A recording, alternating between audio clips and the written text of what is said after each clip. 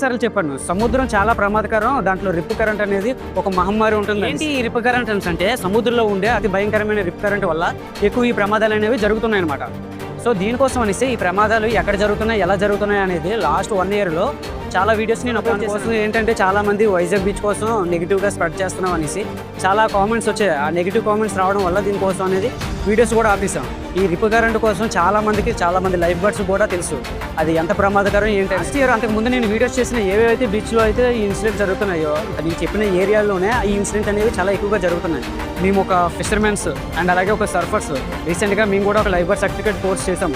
So సముద్రం మీద ఒక మీకంటే పోల్చుకుంటే మాకు ఆల్మోస్ట్ ఒక 90% నాలెడ్జ్ ఉంటుంది. సో ఈ నాలెడ్జ్ వల్లే ప్రమాదం ఎక్కడ ఉంటుంది ఏంటనేది ఈ టైప్ ఆఫ్ వీడియోస్ చేయడం స్టార్ట్ చేస్తే మాకున్న నాలెడ్జ్తో ఈ ప్రమాదాలు అనేది ఎవరు కూడా గురి కాకుండా ఉండడం కోసం అనేసి ఈ టైప్ ఆఫ్ వీడియోస్ చేస్తున్నాము. సో అది మంచో చెడు అయితే మాకు తెలియదు. సో నెక్స్ట్ వేరే వాళ్ళకి ఆ చెడుకు జరగకుండా ఉండడం కోసమే మా ఈ ప్రయత్నం.